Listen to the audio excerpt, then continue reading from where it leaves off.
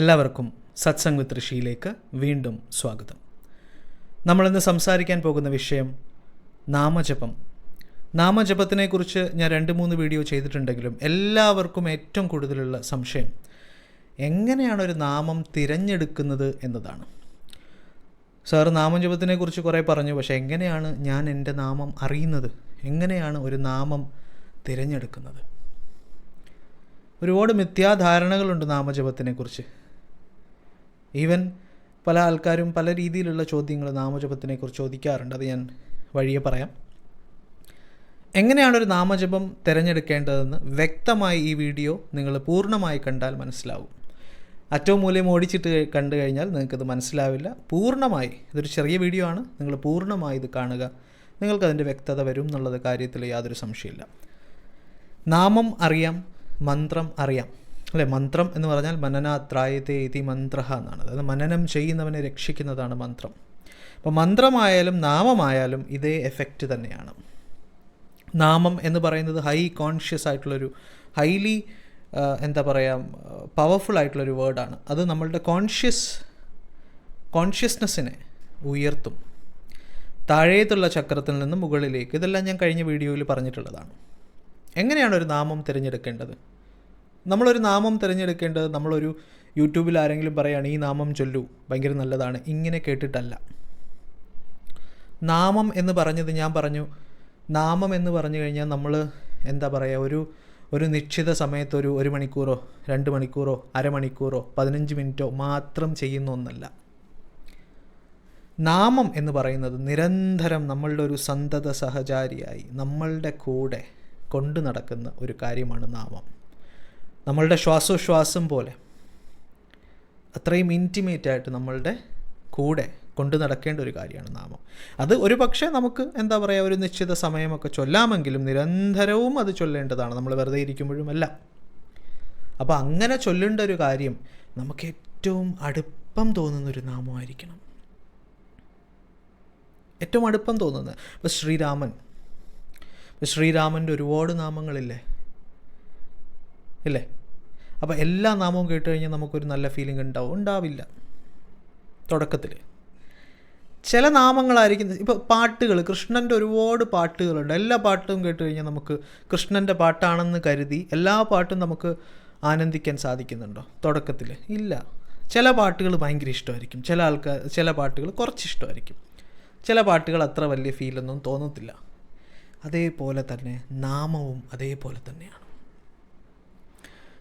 രാമൻ്റെ ശ്രീറാം രാം രാം രാം എന്ന് പറയുന്ന ആൾക്കാരുണ്ട്. ശ്രീരാം ജയറാം ജയ ജയറാം എന്ന് പറയുന്നവരുണ്ട്. ജയ് ശ്രീറാം എന്ന് പറയുന്നവരുണ്ട്. ശ്രീറാം ജയറാം കോദണ്ഡ രാം എന്ന് പറയുന്ന ഇഷ്ടം പോലെ നാമങ്ങളുണ്ട്. ഇപ്പോൾ നിങ്ങൾ മറ്റു മതങ്ങളിൽ ഇപ്പോൾ മുസ്ലിം ആണെങ്കിൽ 99 നാമങ്ങളുണ്ട് അല്ലേ അള്ളാഹുവിൻ്റെ. എല്ലാ നാമങ്ങളും ഒരു പർട്ടിക്കുലർ നാമങ്ങൾ നമ്മൾ ചൊല്ലുമ്പോൾ നല്ലൊരു ഫീലായിരിക്കും. അർ റഹ്മാൻ, അർ റഹീം, പല പല നാമങ്ങളുണ്ട് അല്ലേ? അതേപോലെ ക്രിസ്ത്യൻ മതത്തിലും ഇഷ്ടം പോലെ നാമങ്ങളുണ്ട്. ചില പ്രേയേഴ്സായിരിക്കും നമുക്ക് കൂടുതൽ ഹാർട്ടിനോട് കൂടുതൽ നിൽക്കുന്നത്. അപ്പോൾ പറഞ്ഞു വന്നതൊന്നാണ്, നമുക്ക് ഏറ്റവും നമ്മളുടെ ഹൃദയത്തിനോട് തട്ടി നമ്മുടെ ഹൃദയത്തിനെ തുറക്കാൻ കെൽപ്പുണ്ട് എന്ന് നമുക്ക് തോന്നുന്ന ഒരു നാമമാണ് നമ്മൾ തിരഞ്ഞെടുക്കേണ്ടത്. ഇത്രേ ഉള്ളൂ. നമ്മളുടെ ഹൃദയത്തിന്, അതാണ് ഏറ്റവും പ്രധാനം. നമ്മളുടെ ഹൃദയത്തിന് ഏറ്റവും ആ ഒരു പവിത്രത കൊണ്ടുവരാൻ സാധിക്കുന്ന നാമം, അത് നമ്മൾ തിരഞ്ഞെടുക്കണം. അത് തിരഞ്ഞെടുത്തു കഴിഞ്ഞാൽ എന്താണ് ഗുണം അതിൻ്റെ? അത് തിരഞ്ഞെടുത്തു കഴിഞ്ഞാൽ നമുക്ക് ആ നാമത്തിനോട് ഒരു ഭയങ്കരമായിട്ടുള്ളൊരു ഇഷ്ടം ഉണ്ടാവും. ഭയങ്കരമായിട്ടുള്ള ഇഷ്ടം, നമുക്ക് പറഞ്ഞറിയിക്കാൻ സാധിക്കാത്തൊരിഷ്ടം ഉണ്ടാവും. ആ ഇഷ്ടം ഒരിക്കലും ഒരാൾക്കും തട്ടിയെടുക്കാൻ സാധിക്കാത്ത രീതിയിൽ നമുക്ക് ആ അനുഭവമുണ്ടാവും. ആ നാമത്തിൻ്റേതായിട്ടുള്ള അനുഭവം നമുക്കുണ്ടാവും. ആ അനുഭവം ഉണ്ടാവുമ്പോൾ നമുക്ക് എന്തെന്നില്ലാത്തൊരാനന്ദം നമ്മളുടെ ഉള്ളിലുണ്ടാവും. ആ ഈശ്വരൻ്റെ സാന്നിധ്യം സദാ നമ്മളുടെ കൂടെ ഉണ്ടെന്നുള്ള ബോധ്യം നമുക്കുണ്ടാവും. കൃഷ്ണ കൃഷ്ണ കൃഷ്ണ കൃഷ്ണ എന്ന് വിളിക്കാം. ഹരേ രാമ രാമ രാമ ഹരേ ഹരേ. കലിസന്ധരണോപനിഷത്തിലെ മന്ത്രമാണ്. തിരിച്ച് ഉള്ളതുകൊണ്ട് ഹരേ കൃഷ്ണ കൃഷ്ണ കൃഷ്ണ ഹരേ ഹരേ. അതാരാണ്? ചൈതന്യ മഹാപ്രഭു ഫ്രെയിം ചെയ്തതാണ്. അതിന് മുമ്പുള്ളൊരു ഉപനിഷത്തിലുണ്ട്. ഡിഫറെൻറ്റ് ഏതാണോ നമുക്ക് കൂടുതൽ ഫീല് തരുന്നത് അതാണ് ചൊല്ലേണ്ടത്. അതിൽ യാതൊരു സംശയമില്ല. ആ ഫീല് ഇമ്പോർട്ടൻ്റ് ആണ്. ഫീല് തരാത്തതൊന്നും ചൊല്ലിയിട്ട് കാര്യമില്ല. അപ്പോൾ ഇങ്ങനെയാണ് നമ്മൾ നാമം. ഇപ്പോൾ നാമം തിരഞ്ഞെടുക്കാനായിട്ട് നമ്മൾ കുറച്ച് സമയം അവിടെ സ്പെൻഡ് ചെയ്യുക എന്നുള്ളത് ഇമ്പോർട്ടൻ്റ് ആണ്. കുറച്ച് സമയം നമ്മൾ സ്പെൻഡ് ചെയ്യണം. ആ നാമവുമായിട്ടിരിക്കുക. നമ്മളൊന്ന് സെർച്ച് ചെയ്ത് നോക്കുക, കൃഷ്ണൻ്റെ നാമം എന്തൊക്കെയാണുള്ളത്. നെറ്റിൽ സെർച്ച് ചെയ്യുക. ഇപ്പോൾ എല്ലാം അവൈലബിൾ അല്ലേ, എന്തൊക്കെയാണുള്ളത്. ഇപ്പോൾ നെറ്റ് പോലും ഇപ്പോൾ എന്താ പറയുക, ഇപ്പോൾ നമുക്ക് AI ഉണ്ട്, പല പല ഫെസിലിറ്റി ഉണ്ട്. ഏതൊക്കെയാണുള്ളത്. അപ്പോൾ നിങ്ങൾ ഈ നാമങ്ങളൊക്കെ ഒന്ന് ചാൻറ്റ് ചെയ്ത് നോക്കുക. നിങ്ങൾക്കിത് ഏത് നാമം ചൊല്ലുമ്പോഴാണ് കൂടുതൽ ആനന്ദം അനുഭവിക്കുന്നത്, കൂടുതൽ ഹാപ്പിനെസ് നൽകുന്നത്, കൂടുതൽ ആ ദേവനുമായിട്ട് കൂടുതൽ കണക്ഷൻ ഫീൽ ചെയ്യുന്നത്, അത് നിങ്ങളൊന്ന് ചെയ്ത് നോക്കിയതിന് ശേഷം ഒരു നാമം തിരഞ്ഞെടുക്കുക. ഒറ്റ നാമം അതായിരിക്കണം നിങ്ങളുടെ പ്രധാനപ്പെട്ട നാമം. ബാക്കി നിങ്ങൾക്ക് സ്തോത്രങ്ങളും ബാക്കി നാമങ്ങളൊക്കെ ചൊല്ലാം, അത് പ്രശ്നമില്ല. പക്ഷേ സെലക്ട് ചെയ്യുമ്പോൾ ഒറ്റ നാമം സെലക്ട് ചെയ്യുക. അത് നിങ്ങളുടെ പരമമായിട്ടുള്ള പ്രധാന ഉപാസന നാമമായിട്ടെടുക്കുക.